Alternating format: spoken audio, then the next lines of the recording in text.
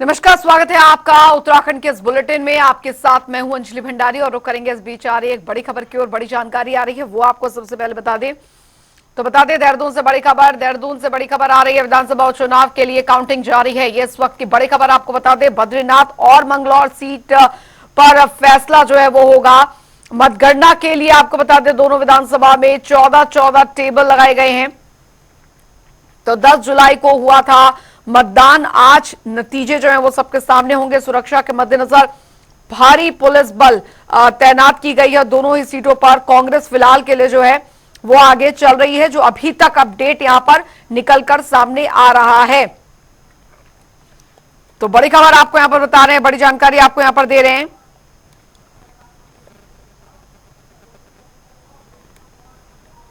बड़ी और अहम जानकारी। 10 जुलाई को मतदान हुआ था। सुरक्षा के बंदोबस्त यहां पर किए गए हैं। आज फिलहाल मतगणना हो रही है और अभी जो जानकारी आ रही है, जो अभी तक, तो सुरक्षा के मद्देनजर भारी पुलिस बल तैनात की गई है। उत्तराखंड के 2 सीटों पर उपचुनाव हुए थे, मतगणना जारी है। ये इस वक्त की बड़ी खबर आपको बता रहे हैं। तो मंगलौर सीट और बद्रीनाथ सीट, किसकी होगी जीत, किसकी होगी हार, ये सबके सामने आ जाएगा। फिलहाल दोनों ही सीटों पर जो जानकारी आ रही है कि कांग्रेस आगे चल रहे हैं। तो चुनाव का रण आपको बता रहे हैं यहां पर क्या स्थिति जो है वो बनी हुई है। कांग्रेस और बीजेपी मुख्यतः आपको बता दें, मंगलौर सीट से बीजेपी की तरफ से करतार सिंह भटाना को उतारा गया था। वहीं मंगलौर सीट से काजी निजामुद्दीन को उतारा गया था कांग्रेस की तरफ से। वहीं बद्रीनाथ सीट से राजेंद्र भंडारी को बीजेपी की सीट से उतारा गया था और बद्रीनाथ से कांग्रेस की तरफ से लखपत बुटोला को उतारा गया था। फिलहाल जनता का फैसला क्या रहा वो आप सबके सामने आ जाएगा। बद्रीनाथ और मंगलौर सीट पर यह फैसला जो है वो आने वाला है। तो ये इस वक्त की बड़ी खबर आपको बता रहे हैं, बड़ी जानकारी आ रही है। देहरादून से विधानसभा उपचुनाव के लिए काउंटिंग जारी है। बड़ी और अहम जानकारी आपको बता दें, बद्रीनाथ और मंगलौर सीट पर फैसला क्या रहा वो सबके सामने रहेगा। मतगणना के लिए दोनों विधानसभा में 14-14 टेबल लगाई गई हैं। 10 जुलाई को मतदान हुआ था। बड़ी खबर आपको बता रहे हैं, सुरक्षा के मद्देनजर भारी पुलिस बल की तैनाती की गई है। ये बड़ी खबर आ रही है। दोनों सीटों पर कांग्रेस फिलहाल आगे चल रही है। ये बड़ी जानकारी आपको बता दें, विधानसभा उपचुनाव के लिए काउंटिंग जारी है। तो बद्रीनाथ और मंगलौर सीट पर फैसला जो है वो सबके सामने होगा। मतगणना के लिए दोनों विधानसभा में 14-14 टेबल जो है वो लगाई गई हैं। 10 जुलाई को हुआ था मतदान। ये इस वक्त की बड़ी खबर आपको बता रहे हैं। तो सुरक्षा के मद्देनजर भारी पुलिस बल तैनात किए गए हैं। ये बड़ी खबर आ रही है। दोनों सीटों पर कांग्रेस फिलहाल आगे चल रही है। बड़ी और अहम जानकारी, विधानसभा उपचुनाव के लिए काउंटिंग जारी है। ये बड़ी खबर, बद्रीनाथ और मंगलौर सीट पर फैसला जो है वो आने वाला है आज। यशराज आनंद संवाददाता हमारे साथ इस बीच देहरादून से सीधे जुड़ गए हैं ज्यादा जानकारी के साथ। यशराज, फिलहाल आपके पास अभी क्या कुछ अपडेट मिल पा रहा है? बद्रीनाथ और जो मंगलौर सीट है, जानकारी मिल रही है कि कांग्रेस दोनों में ही आगे चल रही है। बद्रीनाथ और मंगलौर विधानसभा 10 जुलाई को इस पर आज 13 को आज रिजल्ट घोषित होना है। तो रिजल्ट को घोषित होते देखते हुए पहले चुनाव के बाद ही दोनों पार्टियां अपनी जीत के दावे कर रही थी, लेकिन आज परिणाम जो है वो भाजपा को जरूर चौंकाने वाला है, क्योंकि दोनों सीट से कांग्रेस आगे निकलते हुए दिख रही है। बद्रीनाथ सीट से लखपत सिंह बुटोला और निजामुद्दीन मंगलौर सीट से आगे दिख रहे हैं। तो आगे दिखते हुए भाजपा में लगातार यदि आप बात करें तो भाजपा में पहले चुनाव के बाद वोटिंग के बाद खुशी का माहौल था, लेकिन अब जंगी माहौल हो गया है। वहीं कांग्रेस के द्वारा बद्रीनाथ सीट पर जो लखपत सिंह बुटोला आगे चल रहे हैं, तो लगातार आतिशबाजी की जा रही है और अच्छे खासे लगभग 3000 वोट से बद्रीनाथ सीट पर लखपत सिंह बुटोला आगे चल रहे हैं। इसको देखते हुए कांग्रेस में काफी उत्साह का माहौल है। यदि बात करें राजधानी देहरादून प्रदेश कार्यालय कांग्रेस की, तो कांग्रेस के प्रदेश कार्यालय में ही प्रदेश अध्यक्ष पहुंच चुके हैं और वो वहाँ पर खुशियां मनाने की तैयारियां चल रही है। और वहीं बद्रीनाथ सीट पर भी उनके प्रत्याशी के द्वारा, प्रत्याशी जो लखपत सिंह बुटोला है, उनके कार्यकर्ताओं के द्वारा आतिशबाजी की जा रही है, मिठाइयां बांटी जा रही है। तो इस प्रकार से आप देखें कांग्रेस को पूरी तरीके से खुशी का उत्साह का माहौल है, क्योंकि ये दोनों सीट जीतना कांग्रेस के लिए एक अहम बात होती है। क्योंकि विधानसभा चुनाव में कांग्रेस को हार का सामना करना पड़ा था, वहीं उत्तराखंड के 2 उपचुनाव में कांग्रेस को जीत मिलने की संभावना बताई जा रही है। कांग्रेस 2 सीटों पर आगे चल रही है। लेकिन इससे पहले यदि बात करें हम, तो इससे पहले भी आज उपचुनाव हुआ था, जब चंद्रम रामदास के निधन के बाद उपचुनाव बागेश्वर में हुआ था, तो बागेश्वर में भाजपा को जीत मिल रही थी, भाजपा को जीत मिली थी। इसी को देखते हुए भाजपा काफी उत्साहित भी थी कि इन दोनों सीटों पर ही भाजपा को जीत मिलेगी। लेकिन कहीं ना कहीं जनता भाजपा को नकारते हुए नजर आ रही है। मैं आपको बताना चाह रहा हूँ कि भाजपा के जो प्रत्याशी हैं बद्रीनाथ से, वो राजेंद्र भंडारी जो पहले कांग्रेस में थे, कांग्रेस से पहले वो वहां पर विधायक भी रहे थे, राजेंद्र भंडारी। लेकिन राजेंद्र भंडारी जब भाजपा में शामिल ज्वाइन कर लिया, तो उसके बाद जब वो विधानसभा चुनाव लड़ रहे हैं, तो चुनाव को लड़ने के बाद उनकी स्थिति ऐसी नहीं है जैसे पहले स्थिति उनकी मजबूत थी। तो कहीं ना कहीं कांग्रेस के कैडर वोटर जो है वो कांग्रेस को ही वोट करते हुए नजर आ रहे हैं। और दूसरी बात कि भाजपा के द्वारा वहां पर कुछ माहौल वैसा खड़ा नहीं किया गया, लेकिन कांग्रेस जो है लगातार वहां माहौल खड़े करने की बात कर रही थी। कांग्रेस बात कर रही थी कि दोनों सीटों पर यदि बात करें, तो दोनों सीटों पर भाजपा ने आयातित प्रत्याशी को उतारा है, यानी कि एक को पंजाब हरियाणा से लाकर के उतारा है, तो दूसरे को जो कांग्रेस के प्रत्याशी थे उनको वो भाजपा में शामिल करके उनको उतारा गया है। लेकिन भाजपा के तरफ से पूरे सभी लोग आश्वस्त है कि राजेंद्र भंडारी कहीं ना कहीं जरूर जीत दर्ज करेंगे। हाँ, मंगलौर में कहीं ना कहीं भाजपा मंगलौर में कहीं ना कहीं उनको अपना हाथ दिख रहा था कि मंगलौर में वो हारेंगे।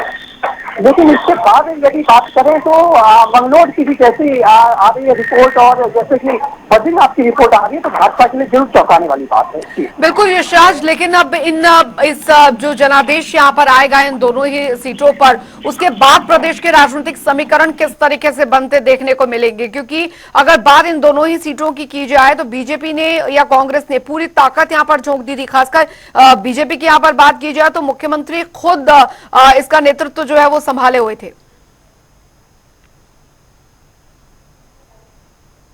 तो भाजपा में ये दोनों सीट पर हार जो है, ये अपने आप में बहुत बड़ी बात है। क्योंकि भाजपा को जब ये हार मिल रही है, यानी भाजपा का जरूर यहाँ से जमीन कहीं ना कहीं बद्रीनाथ, जो कि भाजपा का एक बहुत बड़ा सीट, अच्छा सीट माना जाता है। हाँ, मंगलौर की यदि बात करें तो मंगलौर सीट पर कभी भी भाजपा अभी तक पताका लहरा नहीं पाई है। लेकिन बद्रीनाथ सीट पर हमारे प्रदेश अध्यक्ष भी यदि बात करें भाजपा से, क्योंकि भाजपा के प्रदेश अध्यक्ष जो है वो भी बद्रीनाथ के ही है। लेकिन फिर भी लगातार मुख्यमंत्री भी और लगातार कई स्टार प्रचारकों को भी बद्रीनाथ सीट पर उतारा गया। लेकिन फिर भी कहीं ना कहीं वहाँ की जनता जो है भाजपा को नकारते हुए कांग्रेस के सपोर्ट में खड़ी है। इसका सबसे बड़ा कारण जो नजर आ रहा है, पहली बात तो कांग्रेस ने जो हवा वहां तैयार की थी, भाजपा ने कांग्रेस के ही विधायक को तोड़ करके वहां पर अपने भाजपा को ज्वाइन करवाया। ये सबसे बड़ी बात है कि वहां पर कैडर वोटर जो है वो तो कांग्रेस की तरफ थे ही, लेकिन जो भाजपा के भी वोटर थे या जो भाजपा के प्रत्याशी थे, यदि बात करें वहां पर जो हो सकते हैं भाजपा की, जब वहां से विधानसभा उपचुनाव होना था, तो भाजपा के कई नेताओं को ऐसा लग रहा था कि उनकी नंबर आएगी, उनकी बारी आएगी और उन्हें विधायक के लिए खड़ा किया जाएगा, प्रत्याशी के रूप में चुना जाएगा। लेकिन कहीं ना कहीं प्रत्याशियों में भी जो भावी प्रत्याशी थे, उनमें भी कहीं ना कहीं नाराजगी देखी जा रही थी उपचुनाव के प्रचार के दरमियान। तो कहीं ना कहीं इसका असर भाजपा को जरूर होते हुए दिख रहा है कि भाजपा के छूने नहीं, आपकी नाराजगी जरूर वहां पर दिख रही थी। क्योंकि जो व्यक्ति चुनाव लड़ने की भाजपा के तरफ से तैयारी कर रहे थे, उनको चुनाव लड़ने का जिम्मा उनको मिला ही नहीं, जबकि राजेंद्र भंडारी को सीट से मिल गया। तो जरूर ये कहीं ना कहीं भाजपा के कार्यकर्ताओं को कहें ये एक संतुष्टि नहीं मिल पा रही थी कि दूसरे जगह से आए हुए, यानी कांग्रेस से आए हुए प्रत्याशी को कांग्रेस से आए हुए आप कार्यकर्ता को आप विधायक के रूप में उतारते हैं। वहीं कांग्रेस में इस बार खुशी की लहर देखने को मिल रही है कि कांग्रेस जो है, यह दोनों सीट जीतने के बाद कांग्रेस जो लोकसभा चुनाव में 5 सीट हारी, कहीं ना कहीं उनको कहीं ना कहीं उत्तराखंड में कुछ आशा की किरण नजर आते हुए दिख रही है। क्योंकि इन दोनों सीट के बाद अब तीसरा सीट जो है वो केदारनाथ सीट का भी शैला रानी रावत के निधन के बाद खाली हो गया। वहां पर भी अब 6 महीने बाद लगभग उपचुनाव होना है। तो जरूर कहीं ना कहीं कांग्रेस जो अब लड़ेगी केदारनाथ सीट पर भी उपचुनाव को लेकर काफी दमखम के साथ लड़ेगी और भाजपा को भी अपने आप में अपनी स्थिति में थोड़ी सुधार करने की जरूरत भाजपा भी अपने माहौल को खड़ा करने की तैयारी करने की कोशिश करेगी। बिल्कुल बने रहिए यशराज आप हमारे साथ, क्योंकि कुल मिलाकर अभी तक यही समझा जा रहा था, क्योंकि लोकसभा चुनाव में एक अच्छा प्रदर्शन यहाँ पर बीजेपी का रहा था और यही कहा जा रहा था कि कार्यकर्ताओं में बेहद उत्साह यहाँ पर बना हुआ है। लेकिन यशराज जिस तरीके से बता रहे हैं कि कुल मिलाकर यहाँ पर बद्रीनाथ में एक हताशा की स्थिति जो थी कार्यकर्ताओं में जरूर थी, लेकिन अब स्थिति यहाँ पर समझने की कोशिश करें कि इन रिजल्ट्स के बाद क्या स्थिति प्रदेश में बनती है। विकास हमारे साथ, विकास खरे भी हमारे साथ जुड़ गए हैं। विकास, फिलहाल काउंटिंग जो है वो चल रही है, लेकिन कुल मिलाकर जो समीकरण बन रहे थे या जो तस्वीर बनाने की, प्रोजेक्ट करने की कोशिश की जा रही थी, उससे उलट तस्वीर यहाँ पर आ रही है।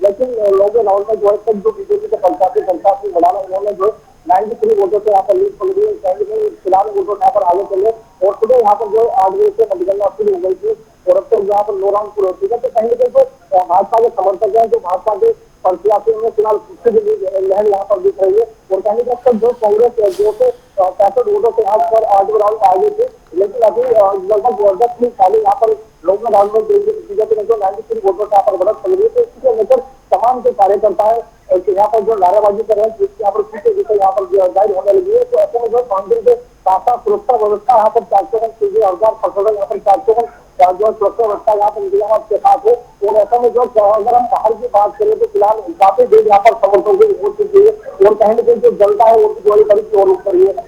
यहाँ पर जो खासा उत्साह जो बीजेपी के जो प्रत्याशी है और जो बीजेपी के समर्थक यहाँ पर दिखाई दे रहा है, कहीं ना कहीं अगर हम बद्रीनाथ की बात करें तो यहाँ पर जो कांग्रेस आगे चली जाएंगे 35 वोटों से जो कांग्रेस वहाँ पर दिखाई दे रही है। बिल्कुल बिल्कुल, और ये समझ यहाँ पर समझना बेहद महत्वपूर्ण हो जाता है विकास की। कुल मिलाकर ऐसी स्थिति यहाँ पर तब बन रही है जब पूरी तरीके से ताकत जो है बीजेपी ने भी यहाँ पर झोंक दी थी विकास, क्योंकि हमने देखा मुख्यमंत्री ने भी कई दौरे पे दौरे किए यहाँ पर और जो प्रत्याशी हैं उनके लिए लगातार प्रचार प्रसार रहा। लेकिन वजह, अगर मंगलौर सीट की यहाँ पर बात की जाए, वजह क्या रही इस स्थिति के लिए?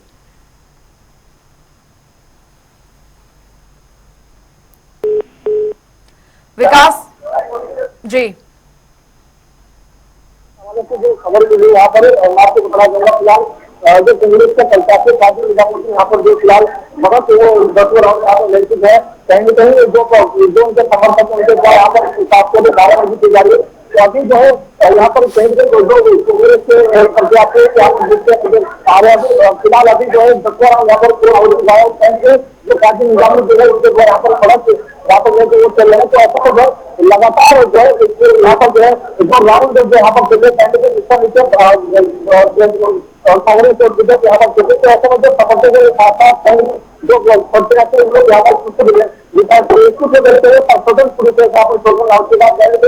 पर कलेक्शन भवन हरिद्वार के यहाँ पर जो है यहाँ पर अंदर के लिए यहाँ पर सुरक्षा के घर में यहाँ पर पूरे तरह यहाँ पर सब दिन लगातार जो कांग्रेस के खिलाफ यहाँ पर जारी है। चलिए बहुत बहुत शुक्रिया विकास करे आपका, यशराज आनंद आपका भी इस तमाम जानकारी के लिए।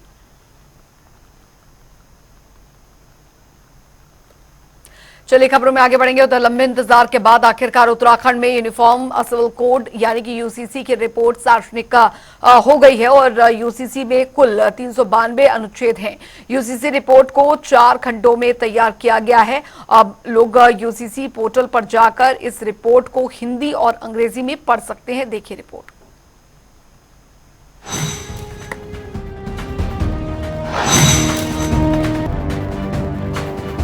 यूनिफॉर्म सिविल कोड की rules making and implementation committee ने यूसीसी रिपोर्ट को सार्वजनिक कर दिया है। इसका मकसद प्रदेश में यूनिफॉर्म सिविल कोड लागू होने से पहले प्रदेश की जनता यूसीसी रिपोर्ट को पढ़ और समझ सके।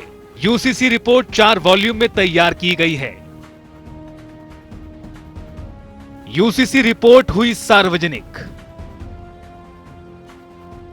समान नागरिक संहिता 2024 में कुल 392 अनुच्छेद हैं। यूसीसी की रिपोर्ट राज्य सरकार को मिलने के बाद मंत्रिमंडल से मंजूरी देने के साथ ही 7 फरवरी को विधानसभा से इसे पारित किया गया था। यूसीसी रिपोर्ट को प्रॉपर तरीके से लागू करने के लिए इससे संबंधित नियम तैयार करने की जरूरत थी। इसको देखते हुए उत्तराखंड की धामी सरकार ने 10 फरवरी 2024 को उत्तराखंड के पूर्व सीएस शत्रुघ्न सिंह की अध्यक्षता में 7 सदस्यीय रूल्स मेकिंग और इम्प्लीमेंटेशन कमेटी का गठन किया था। यूसीसी का सफर। यूसीसी के नियम तैयार करने के लिए रूल्स मेकिंग और इम्प्लीमेंटेशन कमेटी का गठन करने के साथ सरकार ने यूसीसी को राष्ट्रपति से मंजूरी के लिए राष्ट्रपति भवन भेजा था। 11 मार्च 2024 को राष्ट्रपति का अनुमोदन मिलने के बाद राज्य सरकार ने 12 मार्च 2024 को यूसीसी का गजट नोटिफिकेशन भी जारी कर दिया था। इसी के साथ रूल्स मेकिंग और इम्प्लीमेंटेशन कमेटी यूसीसी को लागू करने के लिए नियम तैयार कर रही है, जो कि लगभग बनकर तैयार हो गया है। 4 खंडों में है यूसीसी की रिपोर्ट। पहला खंड report of the expert committee, दूसरा खंड ड्राफ्ट कोड, तीसरे खंड में report on stakeholder consultation और चौथा खंड प्रारूप संहिता पर आधारित। वहीं रूल्स मेकिंग और इम्प्लीमेंटेशन कमेटी के अध्यक्ष शत्रुघ्न सिंह ने प्रेस कॉन्फ्रेंस कर कहा कि रिपोर्ट तैयार होने के बाद रिपोर्ट को जनता के साथ साझा नहीं किया जा सका, क्योंकि आदर्श आचार संहिता लागू थी, जिसके चलते आज यूसीसी की रिपोर्ट को सार्वजनिक किया गया है। मुख्य रूप से बात यह है कि जो संहिता उत्तराखंड में की विधानसभा ने पारित की, उसके पीछे जो भी मटेरियल था वो अभी तक पब्लिक नहीं किया जा सका था, लोगों के सामने प्रस्तुत नहीं किया जा सका था। तो अब समिति जो रिपोर्ट के वो पार्ट 1 और पार्ट 3, वॉल्यूम 1 और वॉल्यूम 3, जिसपे कि रिपोर्ट तैयार करने के पीछे किन किन चीजों का ध्यान रखा गया, किन चीजों का अध्ययन किया गया, क्या क्या विचार सामने आए, इन सब का उल्लेख है, उसे सार्वजनिक कर रही है ताकि लोगों की जानकारी में रहे कि भाई जो कोड बना उसके पीछे क्या सोचते। तो लिव इन रिलेशनशिप के बारे में जैसा कि आपने अगर कोड में पढ़ा होगा तो ये व्यवस्था की गई है कि लिव इन रिलेशनशिप का पंजीकरण किया जाए। ये भी व्यवस्था की गई है कि 18 से 21 साल के एज ग्रुप के जो बच्चे होंगे उनके पेरेंट्स को भी इसके बारे में सूचित किया, केवल 18 से 21 साल के बच्चों को। अब जहां तक कि प्रिवेसी, तो दो सवाल उठते हैं भाई, जो लिव रहते हैं उनकी प्रिवेसी भंग न हो। तो जहां तक प्रिवेसी की बात है, चाहे वो मैरिज डिवोर्स से संबंधित हो, चाहे लिव इन से संबंधित हो, हम अपना डेटाबेस इस प्रकार से बना रहे हैं कि जो प्रिवेसी लोगों की है वो थर्ड पार्टी को उसकी जानकारी न, उस प्रिवेसी भंग न हो, थर्ड पार्टी को उसको जानकारी न मिल सके। इस संबंध में सूचना का अधिकार अधिनियम के अंतर्गत भी व्यवस्था है, सेक्शन 81J के अंतर्गत उन्होंने व्यवस्था कर रखी है, उसका भी सम्मान किया जाएगा। तो प्रिवेसी उस प्रकार से तो भंग नहीं होगी। केवल 18 से 21 साल के बच्चों के जो लोग लिव इन में रहेंगे उनके पेरेंट्स को जरूर इन्फॉर्म किया जाएगा। उस पर बहुत विस्तार से समिति में चर्चा हुई थी, बहुत से मामले हमारे सामने आए थे जिसमें कि लड़कियों के विरुद्ध क्राइम घटित हुई थी। उन सबको देखने के बाद एक कमेटी ने अपने विवेक से एक निर्णय लिया है और ये व्यवस्था की है। ऐसे में जनता यूसीसी की वेबसाइट पर जाकर यूसीसी के चारों खंडों को पढ़ सकती है।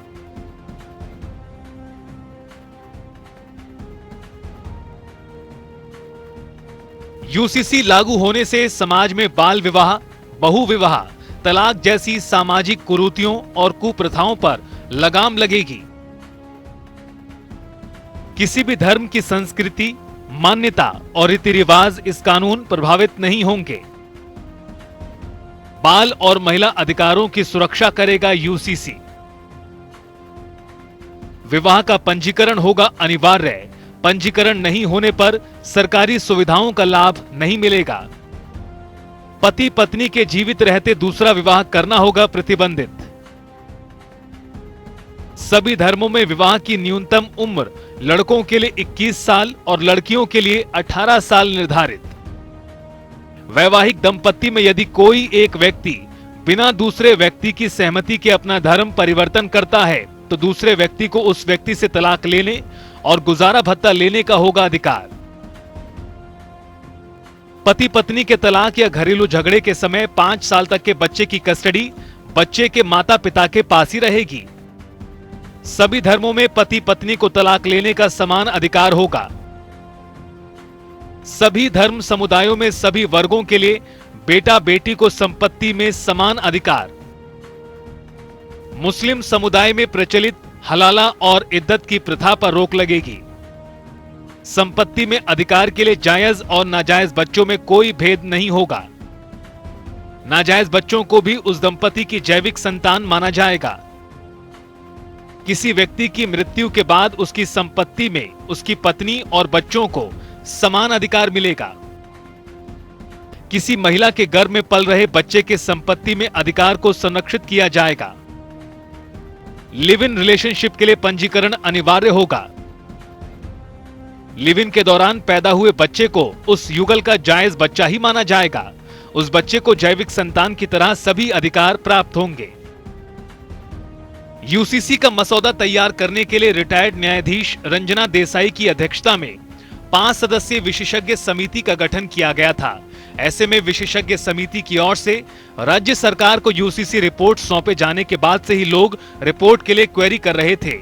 साथ ही आरटीआई के जरिए रिपोर्ट की मांग की जा रही थी, जिसको देखते हुए यूसीसी के रूल्स तैयार कर रही कमेटी ने रिपोर्ट को सार्वजनिक करने का निर्णय किया। ऐसे में कमेटी ने यूनिफॉर्म सिविल कोड की रिपोर्ट को सार्वजनिक कर दिया है, जिसे आम जनता वेबसाइट पर जाकर आसानी से पढ़ सकती है। न्यूज डेस्क, जनता टीवी।